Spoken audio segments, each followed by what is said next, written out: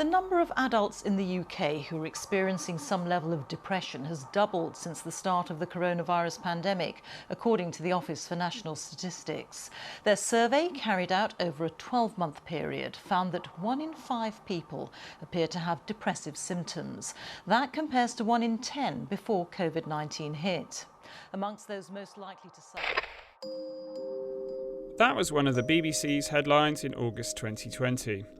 And although the long-term impact of the COVID-19 pandemic is still uncertain, there are signs that more people have been taking antidepressants during this time. A recent investigation by the Pharmaceutical Journal found peaks in the number of children and young people taking antidepressants that occurred with periods of lockdown. But antidepressant prescriptions have been increasing for a long time, and perhaps the media is too focused on reporting the initiation of this treatment rather than the problems that some patients have coming off them. Well, I got my care from my friends on the internet. I took care of myself, and it was a very, very distressing, lonely experience, which is the same as anybody else. It's, realizing that you don't have any medical support is a terrible shock to people. We weren't really there to talk about withdrawal, but I sort of looked around the table and said, is there a withdrawal problem with antidepressants? And every single GP said yes. So that was when I absolutely realised that there was a problem, which I'd missed. Welcome to the PJ Pod, produced by the team behind the Pharmaceutical Journal, the official journal of the Royal Pharmaceutical Society. I am Executive Editor Nigel Praities. If you search on Facebook or Google antidepressant withdrawal, you'll find many patient support groups. Most of the groups are closed, but some of them have tens of thousands of followers asking for help, swapping tips, or offering encouragement. The truth is, there's a massive global conversation between patients on how to cope with the symptoms that sometimes present themselves when stopping antidepressant treatment. And largely, it's taking place out of sight of the healthcare professionals that have prescribed the medication in the first place. Now, you could argue that peer-led patient support groups are a really good thing, the ultimate in patient empowerment. But if you dig into these groups a little bit more, you often find a frustration that they're not getting the professional support they need to cope with the onslaught of withdrawal symptoms after stopping an antidepressant. I'm Adele Framer, and I started the website survivingantidepressants.org to help people go off psychiatric drugs in a tapered fashion. Adele lives in California. Her website, Surviving Antidepressants, is run solely by volunteers and is one of the few peer support networks that is open to view on the internet. Reading the case histories and discussions is a pretty sobering experience. You get a real insight into how destructive withdrawal symptoms can be after stopping an antidepressant. Adele started the website after many years of trying to get help for her own withdrawal symptoms. I experienced hypomania for about 6 weeks after coming off of paroxetine. So I felt like I could do anything. I felt like I was superwoman.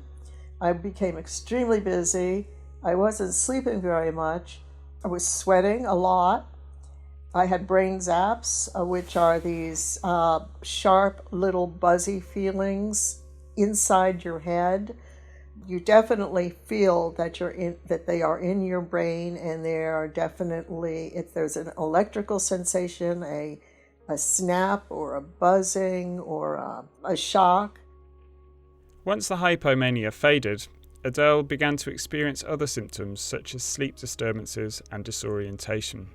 She was a computer systems designer, but she had to leave that career after experiencing protracted withdrawal symptoms for 11 years after coming off paroxetine.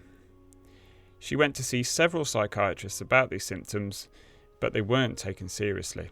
So then I went to see a private psychiatrist who was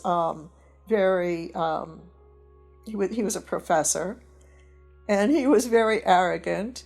And he told me, and I kept on talking to him about my protracted withdrawal and my problems dealing with it. And he told me that I was deluded.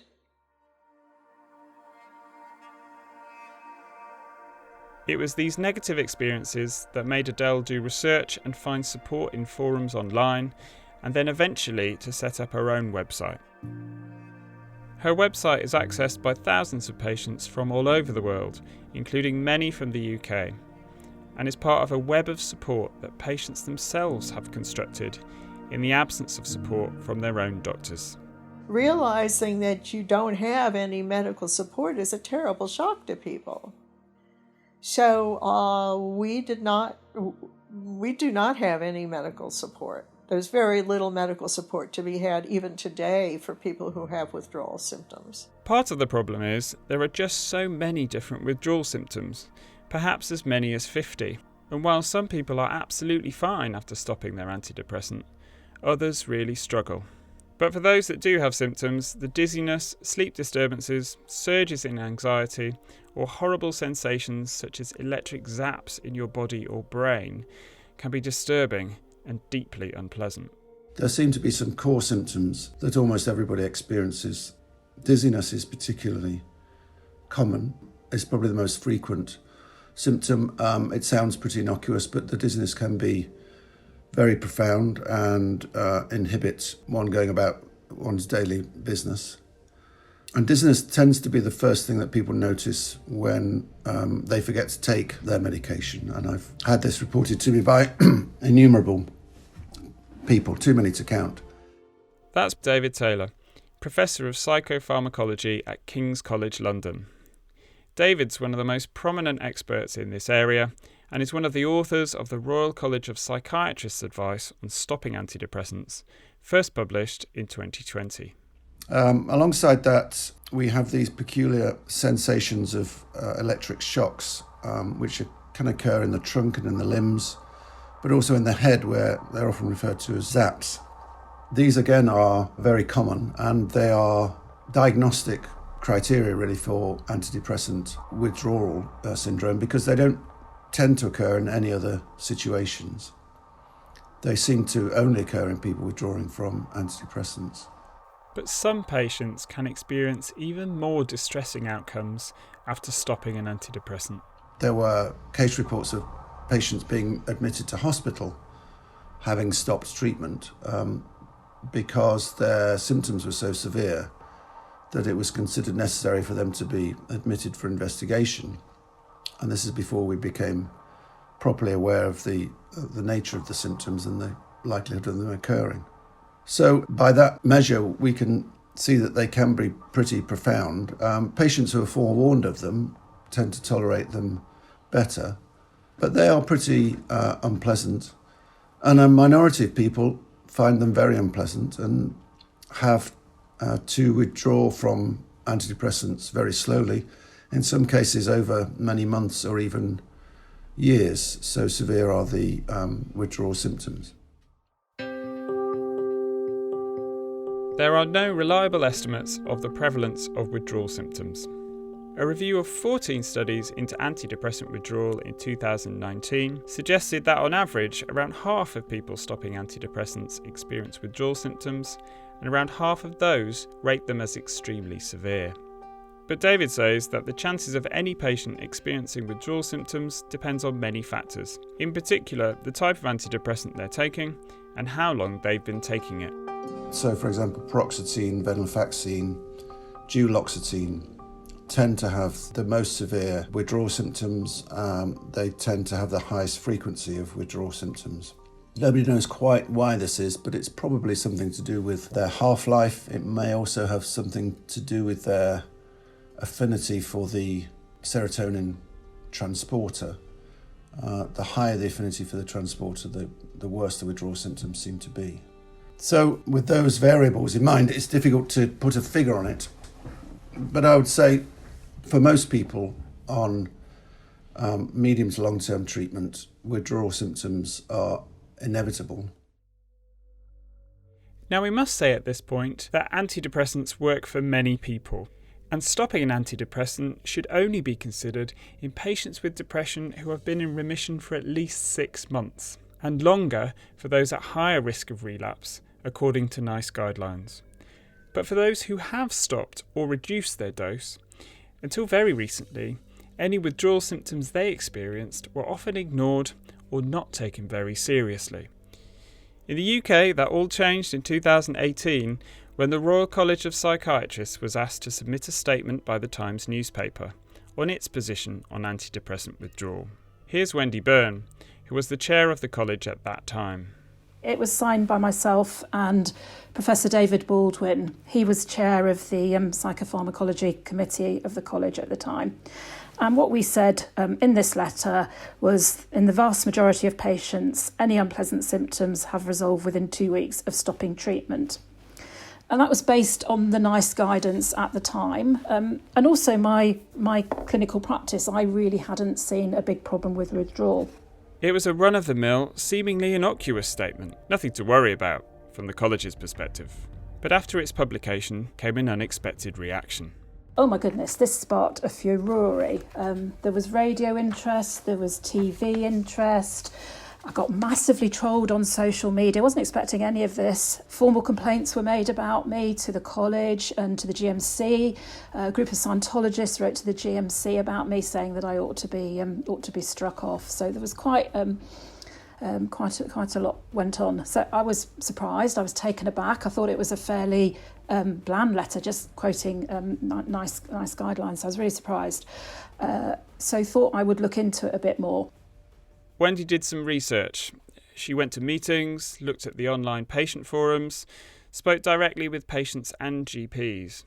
And like all good scientists, in the face of mounting counter-evidence, she changed her hypothesis.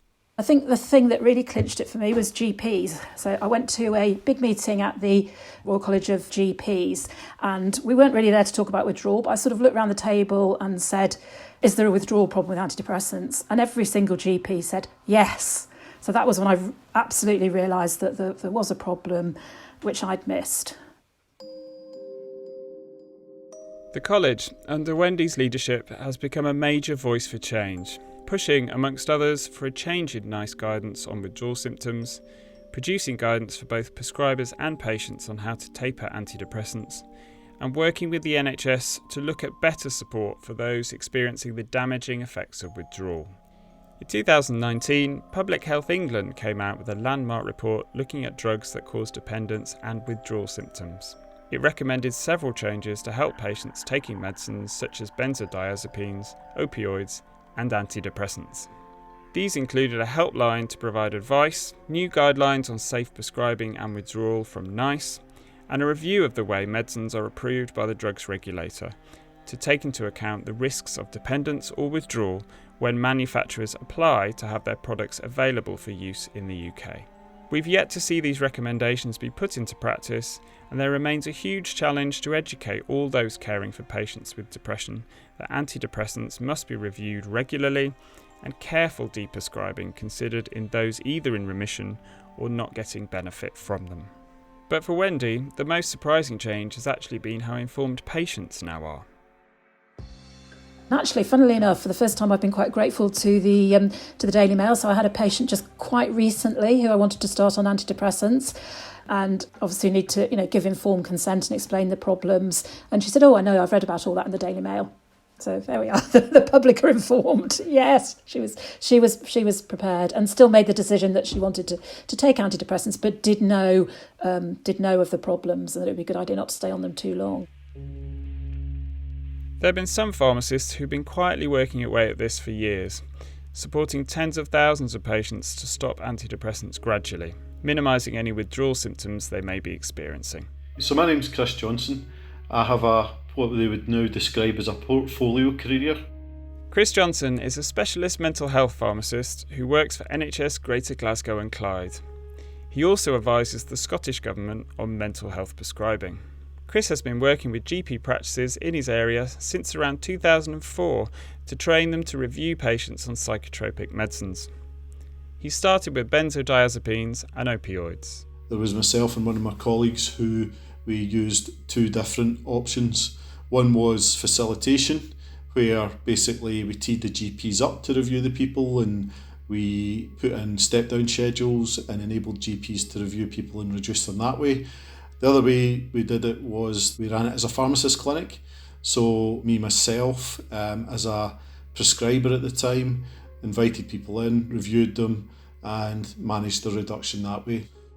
Chris and his colleagues then moved on to review people on antidepressants.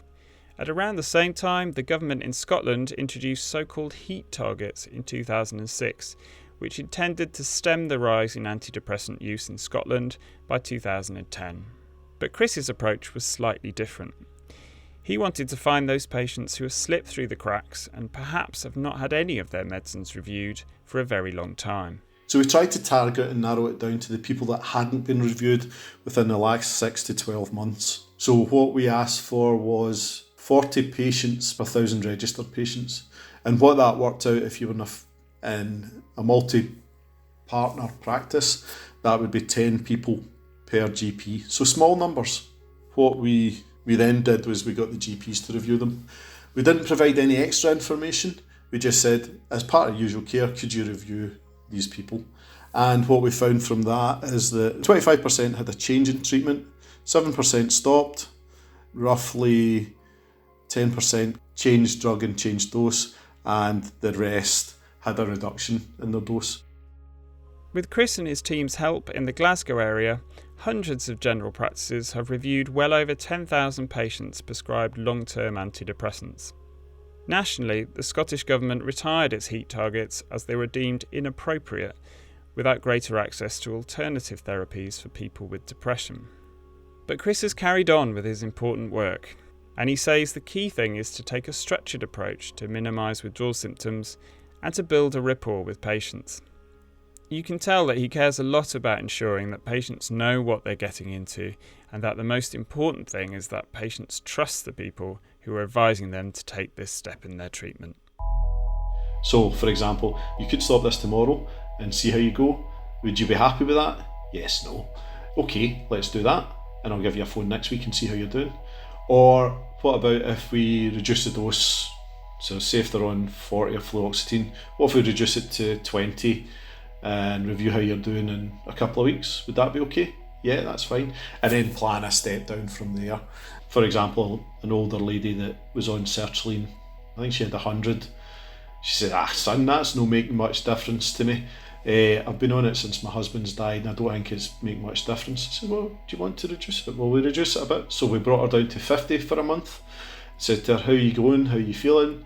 I feel fine, no difference. Okay, let's reduce it by half to 25. So made sure she could have the tablet, no problem. And then another month, and then we stopped it. And then follow her up in 3 to 4 weeks and see how you going. And she was fine. I think she was comfortable, but then I know that she had a discussion with me about other clinicians, not within my practice, but secondary care clinicians, because she went to a falls clinic and they were very abrupt with her. She quite rightly highlighted their deficiencies in their rapport and how they were unconstructive and how they responded to her questions, her genuine concerns. Whereas she seen me as being constructive, so I'd built the rapport ages before she went to that clinic, and that worked well for her. But I know if I did something wrong, she would have told me, quite rightly, that's a shocker, son, don't do that again, which is okay. Chris makes it sound easy, but actually the science behind tapering antidepressant doses is complicated. We'll put a link to the advice on tapering by the Royal College of Psychiatrists in the show notes, as it has some examples of schedules that are really useful. But as David Taylor, one of the authors of that advice, points out, the course of coming off an antidepressant will vary patient by patient, drug by drug, and there may be some setbacks along the way. So if we take sertraline and somebody might be on 100, then a linear dose reduction would be 100 to 50 to 25, perhaps to 12.5, but then to stop. And if a patient can do that without symptoms or without severe symptoms, then that's a perfectly reasonable way of doing it over several weeks, perhaps a month. Other people might find that they need to take longer, or that their changes in dose, the reductions in dose, need to be successively smaller. So if we take the sertraline example again, if you look at the action of the drug related to dose, you can see that the reduction from 100 milligrams to 50 milligrams only reduces the effect of the drug in pharmacological terms by a few 2 or 3 percentage points. So by that I mean you might have 90% occupancy of the serotonin transporter at 100 milligrams and 87% at 50 milligrams. You can see immediately that once we get to 50 milligrams, we're standing on the edge of a cliff in respect to pharmacological activity. So the next reduction might be to 25, or it might be to somewhere in between 50 and 25, and then to 25, and then the dose reductions might get smaller from that point. So from 25 to 20 to 17.5 to 15 and so on. What David's describing here is something known in the trade as hyperbolic tapering. And interestingly, those patient groups we were describing at the top of the episode are the ones who've devised solutions to help people taper their antidepressant dose effectively. As David explains, if those dose reductions, those small dose reductions are necessary, we do run into problems in respect to how we measure those small doses. There are liquid preparations of a lot of drugs available which can be used. You can halve and quarter tablets with a proprietary tablet splitter. Patient groups have found lots of different ways of doing these small dose reductions, which include weighing out a drug powder on jeweler's scales, counting beads in capsules, and so on and so forth. That reminds me to mention that patient groups have been aware of this method of reduction for much longer than the professional side.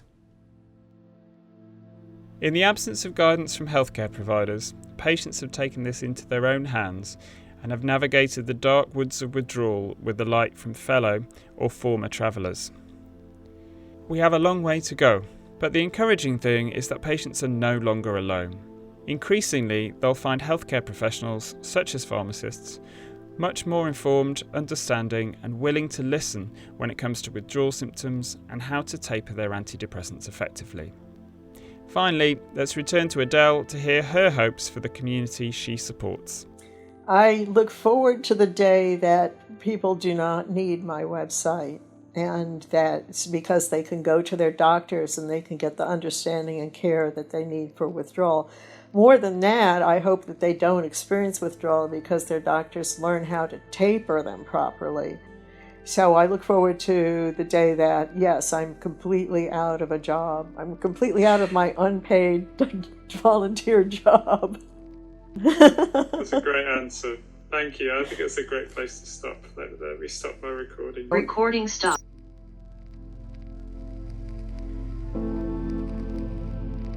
We at the PJ Pod really appreciate your support for our journalism. If you like what you heard and want to hear more, hit like and subscribe wherever you access your podcasts.